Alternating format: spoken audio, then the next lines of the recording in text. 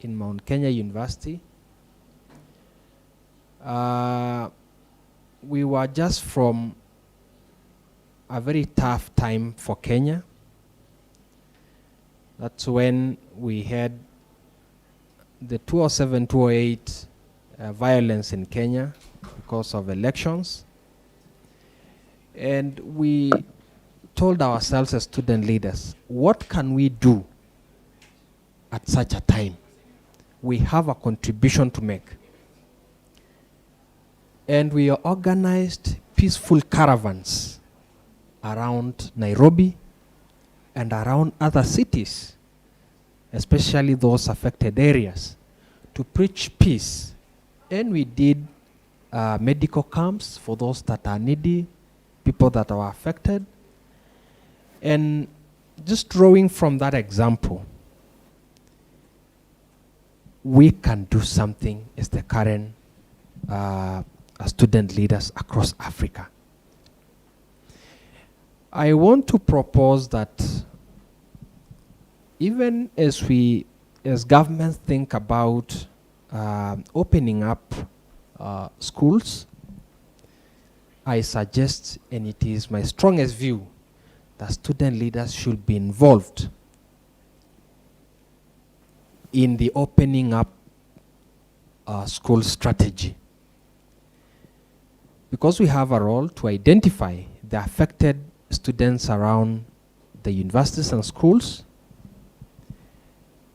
We know teachers and lecturers are affected. We know parents and families that these students come from are affected. We need to know their health. We need to know the financial background, because if we are not careful, a good number of students will lose education in the midst of all this pandemic. There should be prefects who follow the well-being and the whereabouts of our students, and the student leaders can be of great importance in this.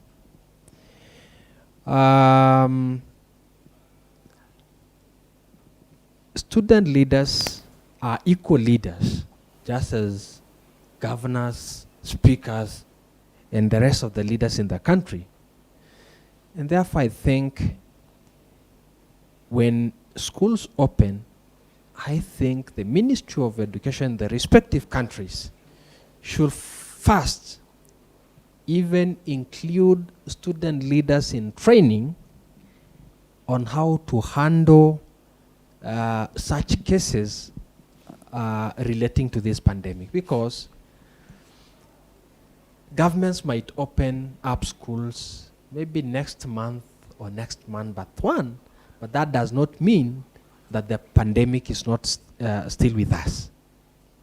So we need to develop strategies on how to equip our leaders on how to fight this pandemic in a longer period. Let's foresee, because might even go up to January next year, and therefore we need to plan ourselves on how we can fight this pandemic in a long run. So I want to encourage the student leaders in our continent that we need to rise up. The most important thing that I want us to know is our voice. The young leaders across our continent should have a voice, should know the channels to make sure that their points reach home to the respective ministries, to the presidents, but we have to stand up and speak. Lastly, yes, the young people are the most affected, but there is hope. The young people are the most resilient, and they are the most innovative. in our respective countries. I encourage the young leaders, the student leaders, to spur that resilience in the young people and use their skills to innovate ways on how governments, on how local leaders can be able to fight this pandemic. Those who are doing research in their respective institutions, let them try to bring some innovations at a time like this. It might be a game changer. It might be a problem solver forever. Thank you. Thank you very much, Deputy Governor, for those remarks. Let me also take this time to welcome those who may be joining us right now. We understand that, connecting to Zoom and to YouTube and these other things is, quite challenging right now, and we are all getting used to it. So once again, karibuni sana, everybody who is joining us from Kenya, from Uganda, from Tanzania, from Burundi, Rwanda, South Sudan. We are really glad that you took the time to join this discussion. Again, I have with us Honorable Beatrice Elachi, who is a speaker, Nairobi County, and also I am joined by Martin Moshisho, Honorable Deputy Governor, Kajiado County. We have just had a small discussion on the role of leaders during these uncertain times, and right now I want to take it over to Honorable Beatrice Elachi, and we also want to listen to your views on the role of the young people and young leaders during these uncertain times. And as you discuss that, we know mental health has been quite an issue right now, and it's even made worse by the current situation. So what are some of the policies, facilities, and funding that, has been put into place to tackle mental health? Thank you very much. One of the things that I know that we are going through, especially when we talk of mental health in COVID-19, is I think I'm going to talk about it and also talk about gender-based violence, because it's part of mental health also. And you find that there are many cases today on issues of mental health, but also gender-based violence. And I think it's because of the economic strain that we are facing, and also when you look at how families have been living, sometimes we've realized that the more we go out, that is how people take care of their different mental challenges that they face. But now after we had the lockdown and you have to stay at home, you realize there's been a lot of stress for many of the of parents and also children. You find that they are wondering, why are we just at home? Why are we locked down? Why are we not going to school? And this is one thing you find. There are some kids who have gone really very stressed, because sometimes families that have a lot of gender-based violence, their children enjoy more when they're in school. Because they know when we are at home, parents are fighting, and therefore now it becomes so stressful also for their children, and especially teens, where they know maybe dad has been a bully and fighting mom every time, and therefore at this time you'll find when they're at their age of, maybe they're in campus or in high school, they will not allow the father to continue bullying their mother. And so there's a lot that is happening in families that I know. If government, in terms of economic stimulus packages that we are seeing, we would want to see economic stimulus package that is going into health, and especially in mental health, and also gender-based violence, where we see families that are breaking up because of COVID. You find that also families where we have single mothers, the kids also will have a lot of stress, and you'll find also their mother with stress, because taking care of your kids alone, maybe you're a widow or a widower, and you find some of the things you have nobody to talk to. And I know that also has created a lot of challenges in families. As Governor says, as we go to open schools, and I just want to thank our brothers from Rwanda, Burundi, you find that they've really tried, Uganda, when you look at the numbers, they've really tried to be strict in terms of the measures that they've put in. And you find that in those measures, you have reduced your numbers, hopefully, when I look at them.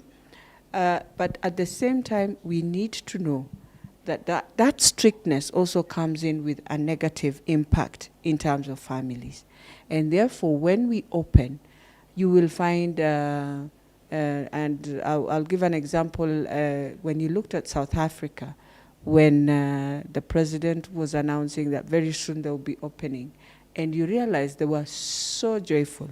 But we need to ask ourselves, as Africa, we have seen what has happened in the US, we are seeing what has happened in Spain and Italy. Let us not ignore. We must have, because it's going to affect us mentally, we must prepare ourselves mentally that we are willing. For those who will be weak, they're going to die. Those who will be strong will remain strong in this fight. We have to start having that mental care, that you will not be surprised to see your friend collapse and go because maybe she doesn't have or he doesn't have that energy when we are sick. So let us not just take it for granted.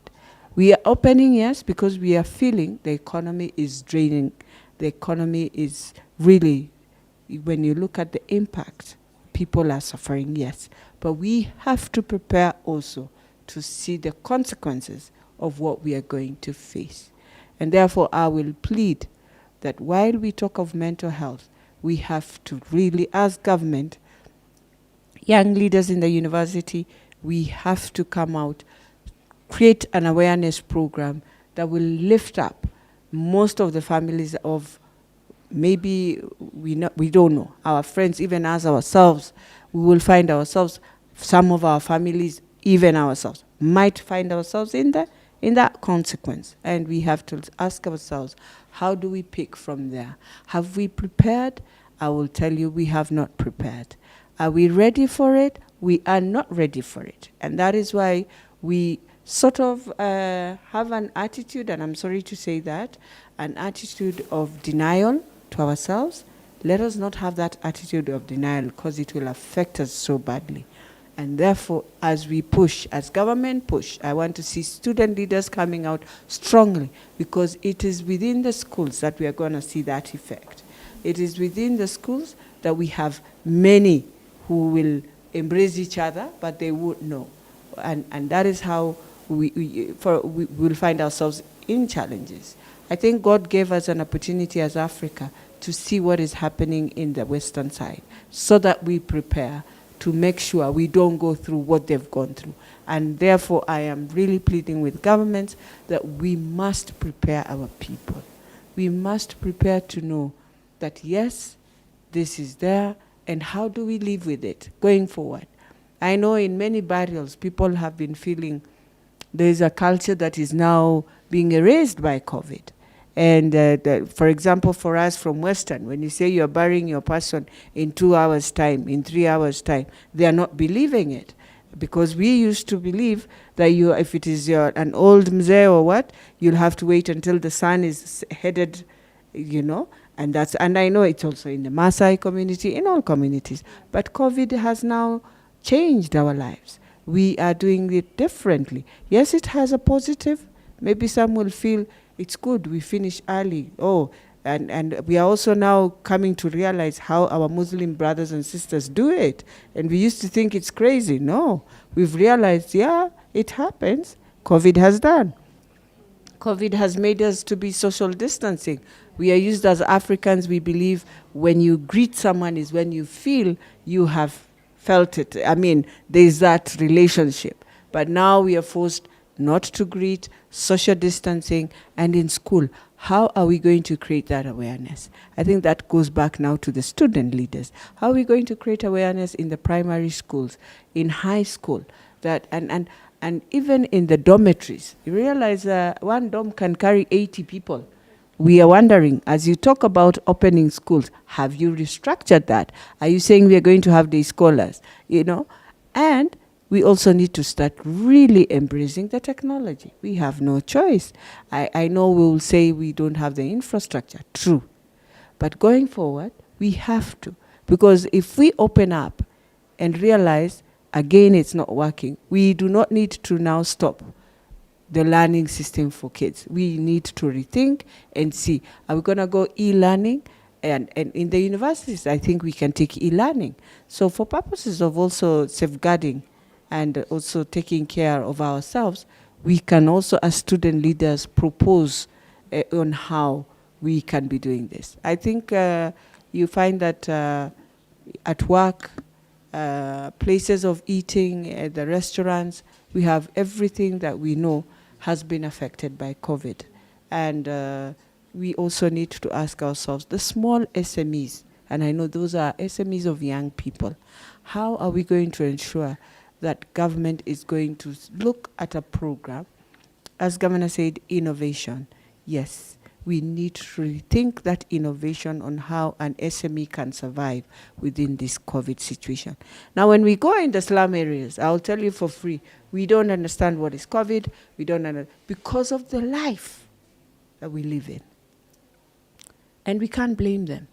And I want to tell government, you can't tell me you'll go and take a mask, these normal masks, in areas that are very populated. What they need is masks that are masks of vitenge, masks that are, you saw them. We use women to do them. Use the women in those areas so that you are putting something on the table for this woman, but at the same time, we are having masks that are being given before even we start thinking you are opening. Let everyone have a mask. Do they have a mask? It's something we need to ask all our African countries. Are we prepared just to have the simple things? Masks. Is there water? I know in Nairobi, we have a challenge of water, but I want to thank the General. So far, we have 52 boreholes that have been done. And very soon, the President will be opening them. We want to see those 52 boreholes that have been done in the informal sectors, informal settlements, being now opened up for use. So that when you're opening school, we know there's water, there's soap, and there's a mask. If we start with those three, and then now you come to awareness of, yes, social distancing is very critical. How are they going to play? How are they going to do their things, especially when they're in their P's and in the field? Because you can't, they will forget, definitely. They will forget. So it's something that has to be awareness, awareness, awareness. And we need teams, young teams to get out. You can do it in terms of drama. You can do it in terms of arts to just show this is how we want. And I know young people will have the best innovation to make people understand you need social distancing. And I know young kids will learn more than us because they are more aware than even us. They even remind you that you were not supposed to have visitors coming in. The kids are the ones who are reminding us. So the challenge will be us who are in the age of adults, teens who are within the age of 18 going up. That's where we are going to face the challenge. But I pray to God that also let us continue praying for our countries. I know Burundi has just done their elections the other day. We wish them well. I hope the young people in Burundi will look at their country. I know they are feeling it's not right, but with COVID, we don't need war. We don't need war. And therefore, we pray that this war in Africa, I know we have elections coming in Tanzania, we have elections in Malawi. We are praying for all those countries that are doing elections, and we are saying we don't want in the time of COVID to find our people also being IDPs, being killed. We are praying to God that we will see leaders accept because of these situations that we are in, and let the country move and let the country heal because the economy is very down. We are also praying for Kenya because we can see a lot of political, we are pulling each other so much, and we are saying in this COVID, I would want to see a Kenya that is looking at the economy, how do we build back this economy? The leaders who are coming in would want to see harmony within the institutions now, institutions of parliament, institutions of senate, and we now want to see laws that will come and take care of post-COVID as we move ahead. Yes. Indeed, thank you very much, and also for talking extensively about preparation and the consequences that we might face. And so let me go over to you, Deputy Governor. So please pick up on the conversation on education, the education sector. Yes, we need to prepare for what is coming. We need to be fully aware of the consequences that, we cannot escape. So, and as Honorable Elachi has also pointed out, there are those who are privileged to continue their studies online and those who are not. So how do we then strike that balance to ensure that no one is, left behind, even as we try and prepare for what is to come? Thank you so much. I want to appreciate the efforts by the various governments to propose to have homeschooling or online studies. But let me say that it has really created inequalities. There are a lot of areas that cannot access connectivity, electricity, and network. Some parents, and of course, a lot of students do not have these advanced gadgets to access online. They must have a phone, maybe just a phone to afford to make a call, to read a text, but not really to be able to get into the internet and conduct such lessons. So, as we plan to go back, let's not assume that all students got an opportunity to study online. We need to have in mind those who never got the opportunity to study online. And in my view, let's just assume that learning has not taken place. Let's draw and let's come up with a strategy to bring all the students at that one level and then starts from there. If it is a must to have rapid remedial classes or lessons, the better. Summarized syllabus to take them through the shortest time and continue with the rest of the semesters or terms that were never covered.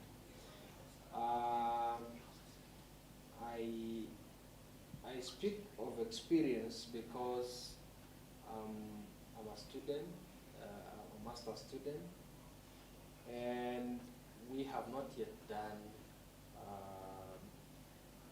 the exams, and the semester is starting.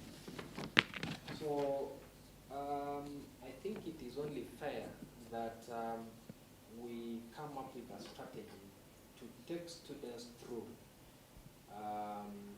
what they were never taught and do exams the shortest time possible and also begin the rest of the semesters. But let's not assume that every child got an opportunity to study at home, because that is not true. It will be misleading and it will be wasting those kids.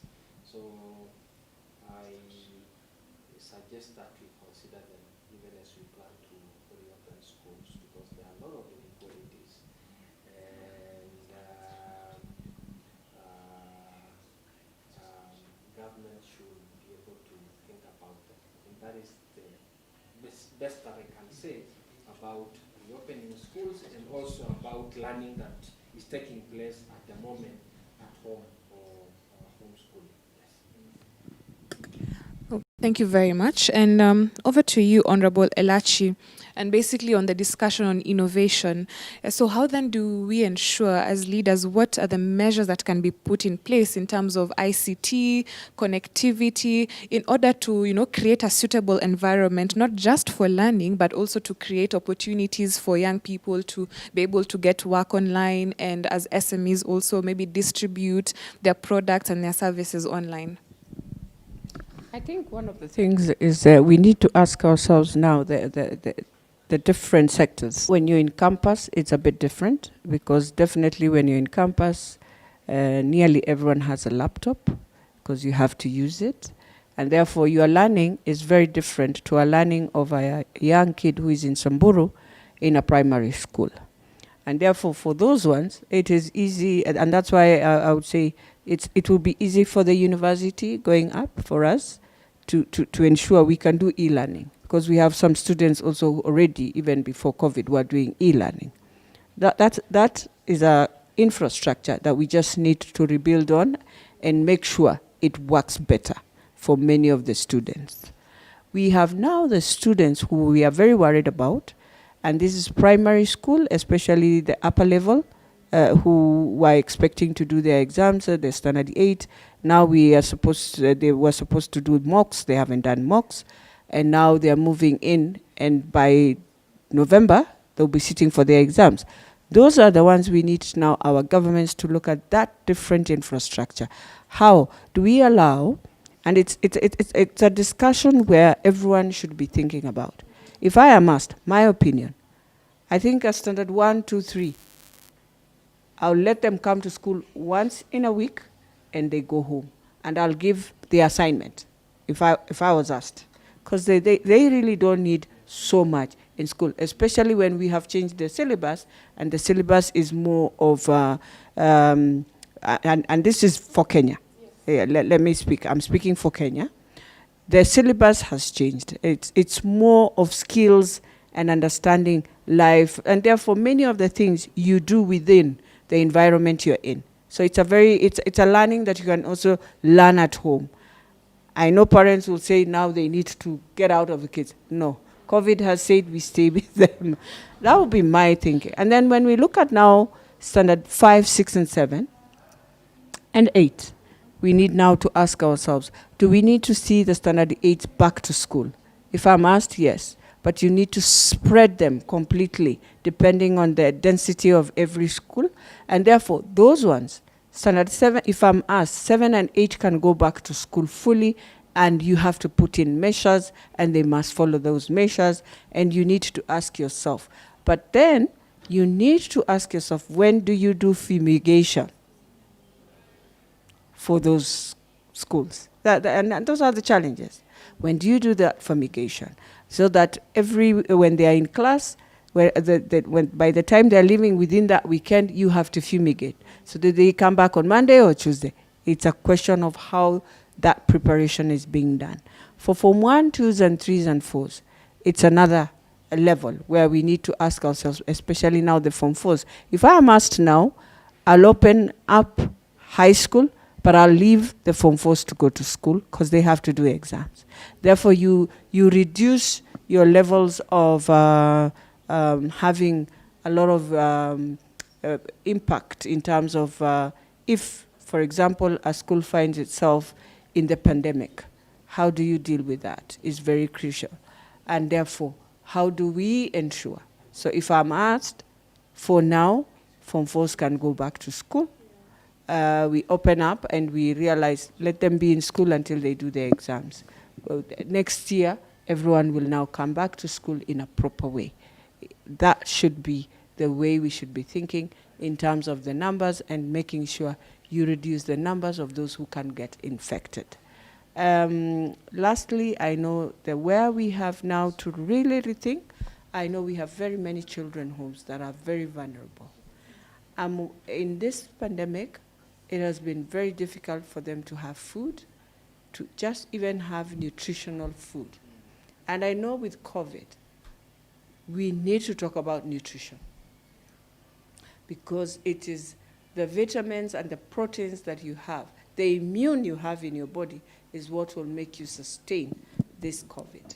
And therefore, for young kids, we have to really look at nutrition.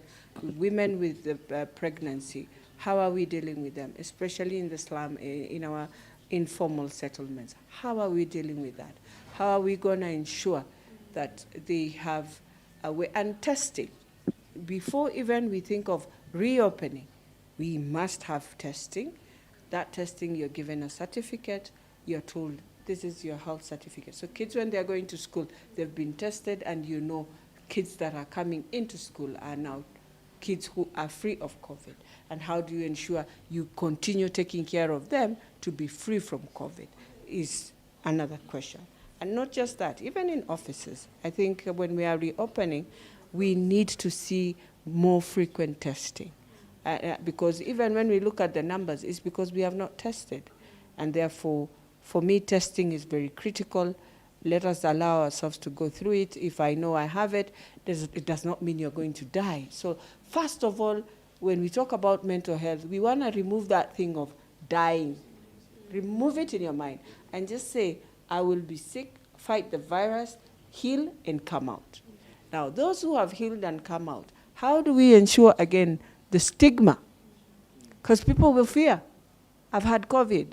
We need to have someone who keeps on reminding us, just the same way we fought Ebola, the same way we have fought HIV/AIDS, is the same way we must fight COVID.